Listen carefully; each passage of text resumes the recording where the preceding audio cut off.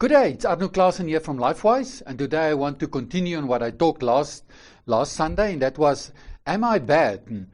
Today I call it, am I born in sin? Are people born in sin? Now, people, this stuff is very important.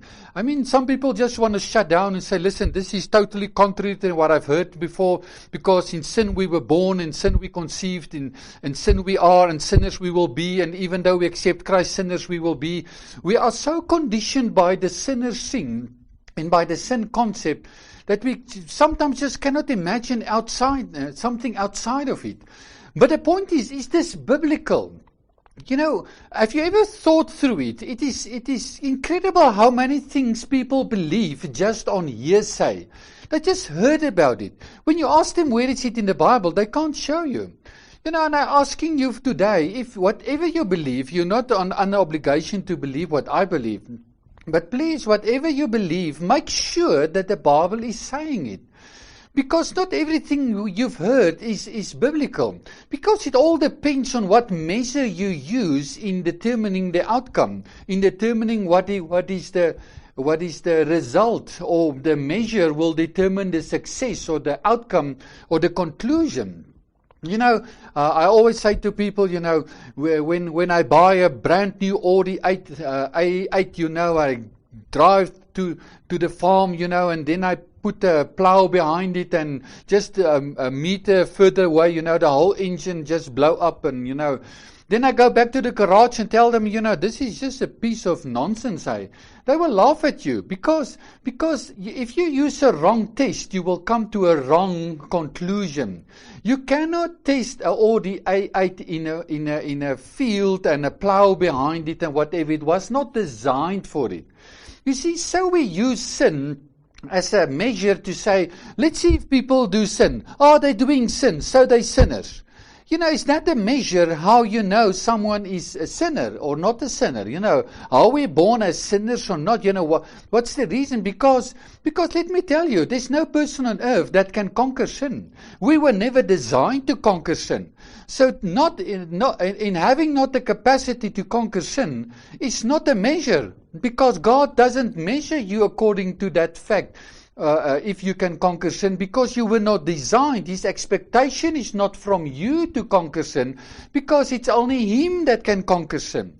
Yes, He can only live the conquered life through you, but you cannot conquer sin. If you fall in sin, you know, God is not at all even disappointed, because you cannot conquer sin. But he's only disappointed that you don't come to Him, that He live His life through you in that sense. But you know, God does not expect you to deliver something that He hasn't designed you to be able to deliver. You cannot deliver victory because you were not designed to deliver victory. You were designed to be a bride of Jesus Christ. That you were designed to be something else. In using the wrong test, you will come to the wrong conclusion.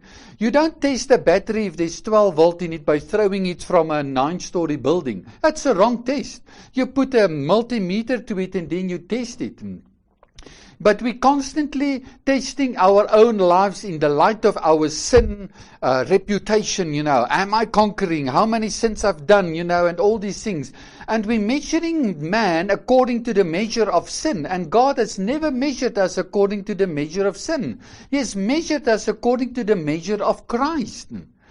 And yes, that doesn't say there was not a fall of man and a nonsense in the Old Testament and whatever. We'll come to that. But that's not God's measure in the first place. You see, one of my friends attended a baby party, you know, what they call it, pamper or whatever. You know, it was only men, and then they talked about this cute little girl, and you know, that's his first grand child, you know, and it's so beautiful and everything. And then the pastor stood up and said, but remember, this child is a sinner. We must never become so happy that we don't see the fact that this child is a sinner, and it will be a sinner and a sinner, and you know, he's just killing everything there. Is that from God? Is that God? You know, I've looked at people at birth, you know, then the mother went through this terrible thing, terrible, the pain and everything to give birth to the child, and then the child is born, and it is this little cute person, he cannot contribute anything to life, except to scream and to wet everything, but this is a very cute little thing, and then the pastor will come and say, but listen, remember, this is a terrorist. Listen, this is a person of the flesh. Listen, this is a sinner. Don't get so happy about this child. This is not an angel. The mother say it's a little angel, but the pastor say this is a sinner. Remember, this is a terrorist in your house. This is an intruder from the kingdom of darkness. This is an agent from the devil himself that you've been born. Are this from God? Is that really from God? This is what I was brought up with. This is what I was told my whole life long. Because this is what the Reformation has told us. The Reformation has told us, that we are born in sin. But because according to Psalm 51 verse 5, behold, I was brought forth in iniquity, and in sin did my mother conceive me. And we believe it, and it's no longer a cute little baby. It is a sinner, it's an intruder, it's an agent from the devil. Let me tell you one thing. God created man innocent. He created man as a new creation, and there was nothing wrong with the makeup of man. Then sin came on the in the world, yes, true. And I'm not degrading sin. Hear me clearly. I'm not a person that's degrading sin and what sin brought and what sin is. But man fell into sin, and sin is in essence a law that captured everything of man and made him produce sins, the plural, the deeds. The law of sin captured the whole of mankind and made him produce sins. And therefore we see through the flesh of man there was sins, deeds. But we must remember, all that we say is dependent on from what side we're talking. Are we talking from the spirit side, or are we talking from the flesh side, the soul and the body?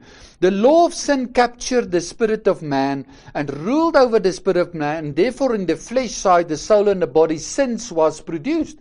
Of course, that's why we read a verse like this in Psalm 51. The whole Old Testament, it's true. Man was born in sin. It's in the Old Testament, after the fall of man was born in sin because his spirit was captured by the law of sin, and in his flesh there was only produced sins. But then Jesus came, and Jesus said to us that the spirit of life, Romans 8 verse 2, maybe we can start Romans 6 verse 6, knowing this, that the old man was crucified with him in order that the body of sin might be destroyed. That from now on we should no longer serve sin, for he who died has been justified from sin. The law of spirit of life, Romans 8 verse 2, has made me free from the law of sin and death. What? It's all about how do you define this whole thing. Because sin is a law, and Jesus cancelled out the law. He conquered the law. The law did not disappear, as I believe, but the law has got no right any longer over mankind. Jesus freed everyone that was under the law, according to Galatians 4, and he gave them all adoption as sons. He delivered and redeemed all that were under the law, and that was the world. And he gave all of them the adoption as sons. So what Jesus did is he conquered the law of sin and death, and he gave us a new law. He gave us the law of spirit and life. He made us a new creation. He gave us back our new spirit. Because in taking away the law of sin and death, there was the new spirit, the spirit that was in Adam, came back again. And that spirit can hear God, understand God, receive God. God can live in that spirit, the new creation. And we can receive the Holy Spirit and get into a relationship with God and be on our way to heaven. As we always said it, and it's still true. So what is man now in the New Testament? It all depends on what you believe about new creation. If you believe man becomes a new creation after accepting Jesus Christ, well, then all are still sinners. But if man has become a new creation and the cross and resurrection, as Ephesians 2 told us, then every person is a new creation. Then it is true what Acts 10 verse 15 is telling us, and 28, it says that, and the voice spoke to Peter after he saw that a sheet coming out of heaven with all these unclean animals representing the heathen. And he said, Lord, please take it away. This is unclean. This is common. And the Lord spoke to him a second time. What eyes make clean, you do not call uncommon. In verse 28 of Acts 10, and the Lord said to me, you know that it's unlawful thing for a man and you to keep company with or to come near one another. But God has shown me not to call any man any longer common and unholy and unclean. God has shown me not to call any man on earth any longer unholy, unclean, and common. Because no person is unholy. Because God cleansed the spirit of man. Man is in essence what he is in his spirit. Yes, man is still living the sins sing, the deeds sing. It is possible to live every sin that was possible to live in the Old Testament. It's still possible to live in the New Testament. It's still possible to even live as a new creation. It's still possible to live even as a believer. You can live anything on the sin agenda, but the law of sin and death has been cancelled out. The sins everyone is possible. If you still believe a lie, you can live the sins. But God has cleansed the spirit of man, and we are no longer called to call any person on earth unholy and unclean. No longer are we called to unholy and unclean, any person on earth, because God has cleansed man. And it is all about how you define these things, people. Are you defining man according to the spirit, or are you defining man according to the flesh? Yes, there is a flesh, a conduct, but there is a spirit that is the position. We are not ignoring what is manifesting in the flesh, that's true, but man is not defined by his flesh, he's defined by his spirit. 2 Corinthians 5 says to us, 14 to 21, you can go and read there, that we knew Christ according to the flesh as the person of Nazareth. But according to the Spirit, we don't judge him any longer according to the flesh, because according to the Spirit, he was the Son of God, and he's still the Son of God. Any person must be judged fairly according to his spirit, not according to the manifestation. A child has the possibility to exercise and do every sin that is possible in terms of sins and deeds that's on the agenda. But in his spirit he's been cleansed. In his spirit he's been made new. He's a new creation. Because you go and read Ephesians 2. Go and read and listen to my stuff about the new creation. Ephesians 2 is saying to us that God made the Jew and the heathen, past tense, a new creation in the body of Christ, the Christ at the cross and resurrection. There's no command to become a new creation in the Bible. Never ever. It's always in the past tense. It's over and it's finished. What is a new creation? It's a person with a new and cleansed spirit.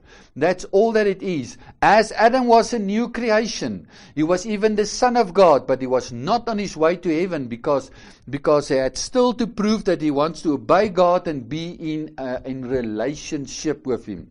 So people, this is what it's all about. We are not born in sin.